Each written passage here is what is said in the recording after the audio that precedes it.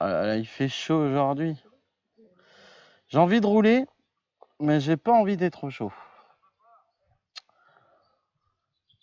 Alors avec ou sans capote? Parce qu'elle a le tennis dans l'huile, celle-là, je te le dis. Bah oui, le Roland Garros, ça te dit quelque chose? Tu sais de quoi on va parler? Bon allez, fini les amis. Bonjour et bienvenue sur Kev Mecha. Aujourd'hui, on va vous présenter dans les journaux mécaniques la 206cc Roland Garros.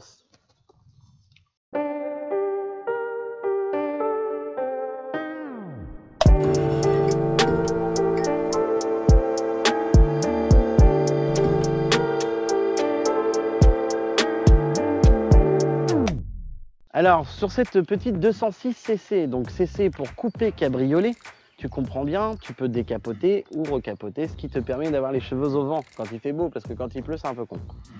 On est sur un moteur en 2,16 litres soupape sur celle-ci, plus connu sous le nom du S16. Ça fait 138 chevaux d'in et 9 chevaux fiscaux. En couple moteur, tu es sur du 191 Nm de couple. Ce qui est pas ouf pour un 2 litres, parce que tu t'attends à plus. Si tu te rappelles la vidéo de la 4, sur la vidéo de la 4, on était plutôt sur du 320 Nm de couple pour un moteur 2 litres aussi. Sauf que la grosse différence qu'on a, c'est celle-ci est atmosphérique, donc n'a pas de turbo, alors que l'Audi, elle, avait un turbo. Donc ce qui augmente forcément la puissance de couple. Niveau conso, bah, elle est gourmande un peu la mémère. Hein. On va dire sur une consommation urbaine, tu vas être plutôt sur du 11 litres 2. Sur une consommation mixte, tu vas être plutôt sur du 8 litres. Mais à l'inverse, si tu fais de l'extra-urbain, tu seras plus sur du 6 litres 2. Tu vois, c'est le genre de voiture, faut pas faire beaucoup de ville avec, tu vois. Faut que ça enquille. Ça reste des moteurs sportifs quand même, faut pas l'oublier. Alors pour les années, pour ce qui est des années, c'est une voiture de 2001. Pour une voiture qui a au jour d'aujourd'hui, qui a 19 ans, je trouve que c'est une voiture qui a une finition assez classe. Elle a des courbes bien sympathiques. Alors je suis pas Peugeot du tout, mais je trouve que pour le coup c'est une bonne bagnole. Et surtout je pense que c'est plus une voiture pour les femmes plutôt qu'une voiture d'homme. C'est plus une voiture de femme. Ensuite on est sur une voiture, niveau coffre, tu as 175 litres de coffre. Alors il faut savoir que quand tu décapotes, il va falloir tirer un rideau, que je te montrerai après. Il faudra tirer un rideau pour pouvoir décapoter et recapoter. Parce que si tu mets pas ce rideau là, de toute façon, elle fera rien. C'est une genre de sécurité. Alors on est sur une voiture qui est quand même relativement très plastifiée. Hein, comme tu peux voir, les écopes là sont en plastique. Ici c'est en plastique, je précise. Il y a des séries où ici tu as des arceaux en plus ou moins chromés, c'est un genre d'alu chromé qui se mettent ici. Celle-ci n'en est pas munie. Après pour ce qui est de l'habitacle, on retrouve tout bêtement l'intérieur Roland Garros, donc le cuir marron qui est fatigué, comme je te disais. Hein, c'est une voiture qui, il faut pas oublier, qui a déjà 160 000 km. On est vraiment relativement sur un très bel intérieur. La maladie sur cette voiture-là, je te le dis tout de suite, quand il fait très chaud et que tu décapotes, fais pas la connerie de mettre la voiture en plein soleil parce que non seulement les cuirs ils vont te cramer le cul, mais de plus le levier de vitesse. Parce que c'est un levier de vitesse, la boule est en alu. Donc te dire que ça va te cramer les mains. Après on a une très belle finition sur le reste de la voiture, les courbes sont sympas. Ce qui est un peu dommage, c'est qu'ils n'ont pas mis d'autres couleurs sur les espèces de porte-bagages qu'on a ici. Donc c'est un peu dommage. Celle-ci est munie des feux Lexus, hein, mais de base ils les ont pas.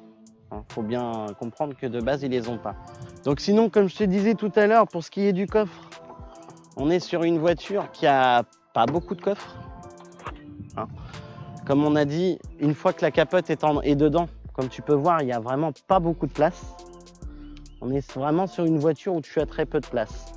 Comme je te parlais du rideau. Tu vois, le fameux petit rideau qu'il faut tirer pour pouvoir décapoter ou recapoter la capote. Tu l'aperçois juste ici. Tu vois, c'est le fameux rideau que tu as ici. Bah ça, ce rideau-là, s'il n'est pas mis, tu ne pourras pas ni capoter ni décapoter la voiture.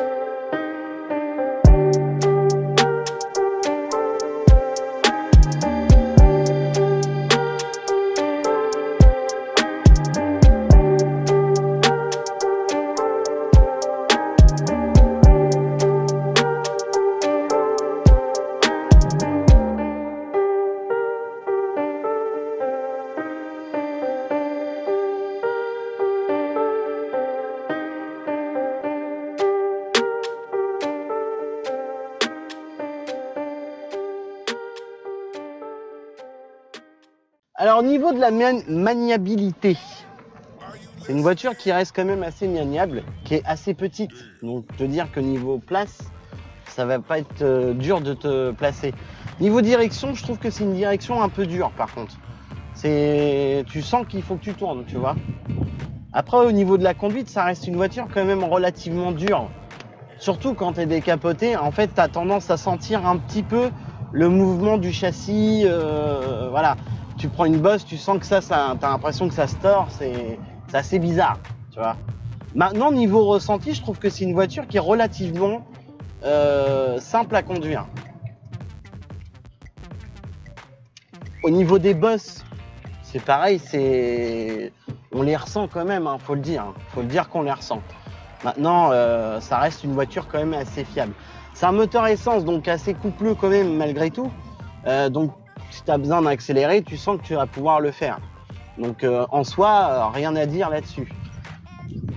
Au niveau puissance, on sait que voilà, il y en a assez aussi se montrer et rester là. Au niveau de la sonorité, bon, ça reste une essence qui est catalysée, donc au niveau bruit, c'est pas ouf, tu vois.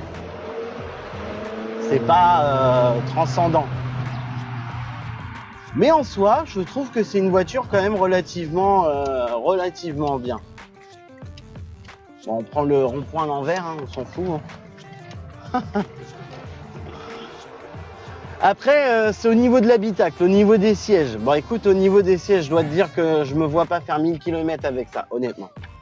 Parce qu'il faut pas oublier quand même que ça reste une voiture qui est relativement raide. Déjà, niveau suspension, tout ça, c'est pas terrible. Donc, je t'avoue que ouais, les sièges, tu sens qu'ils sont là aussi, tu vois. Après, pour ce qui est derrière, bon, j'ai envie de te dire que pour ce qui est derrière, les gens derrière sont un petit peu tassés quand même. Il n'y a pas beaucoup de place, faut le dire. Hein, on est un peu tassé. Après, c'est vrai que niveau place, c'est pas une voiture familiale. On est bien sur un coupé, on est bien sur quelque chose de très, voilà, de très tassé, de très serré. Mais en soi, ça reste une voiture quand même relativement sympa. Niveau de la conduite, ça se conduit vraiment très très bien. C'est un peu bruyant parce que t'es moins calfeutré quand même que dans l'Audi, tu vois. C'est quand même une voiture qui reste très bruyante dans l'habitacle, que ça soit, tu vois, par exemple, les pare-soleils vont avoir tendance à bouger, tu vas entendre des petits bruits, voilà. Quand c'est décapoté, c'est très bien, c'est cool, c'est agréable, mais pour conduire, c'est vraiment pas cool. Parce que vraiment, t'as des bruits un peu de partout. Par contre, c'est vrai qu'au niveau braquage, ça reste quand même une bagnole qui braque relativement bien. Donc là, tu vois, on vient de recapoter la voiture pour te donner un aperçu déjà de la place dans l'habitacle. Une fois que la capote est mise, te dire qu'il y a vraiment encore moins de place pour le coup. C'est vrai que quand tu es plusieurs, tu es quand même plus à l'aise quand la voiture est décapotée. Maintenant, niveau ressenti, tu vois, ce que je te disais tout à l'heure, Noob, c'est pas pareil. Tu vois, le ressenti, capote fermée, c'est, tu vois, tu sens moins le châssis travaillé, tu vois. C'est vrai que tu as l'impression que la voiture est plus solide. Maintenant, c'est la même. Hein. Faut savoir que quand tu es décapoté ou recapoté, ça reste des voitures qui sont renforcées au niveau du châssis pour pas qu'ils se tordent, tout bêtement. Maintenant, on va te passer sur les essais avec le 0 à 100. C'est parti. On est parti pour le 0 à 100.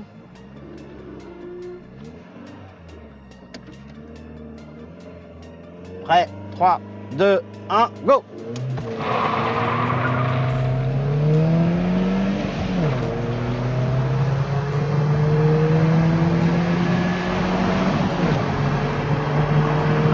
Top!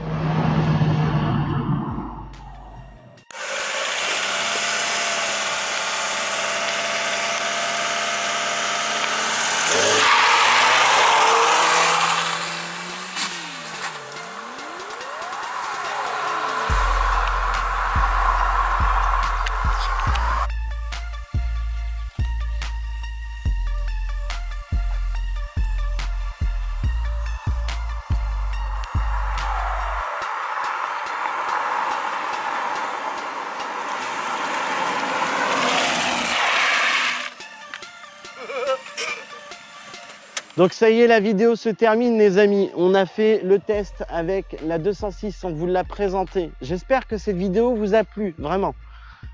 On met des montagnes de pouces bleus, t'en mets plein, t'en mets plein. Grâce à ça, en fait, on va pouvoir être bien catégorisé sur YouTube et ça va nous permettre d'être mieux vus, surtout. Hein. Tu n'oublies pas, tu partages, je te mets les réseaux sociaux juste en dessous et tu t'abonnes. C'est important, tu cliques, c'est fait, c'est gratuit. Tu t'abonnes. Sur ce, moi je vous dis à la prochaine. Ciao.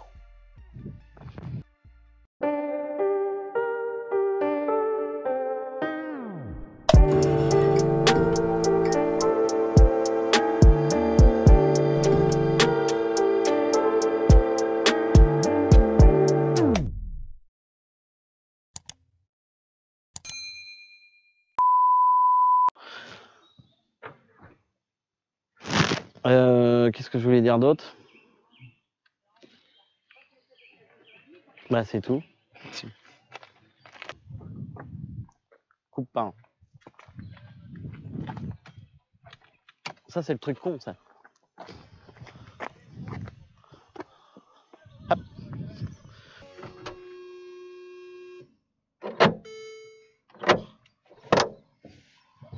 Tu me dis quand même. Ah ouais, là, là je touche le toit. C'est bon, t'as toujours l'enregistrement de mis? Ouais. Ah, moi, ça tombe toujours. Allez, clap. Ah, ça c'est encore le tracking, ça.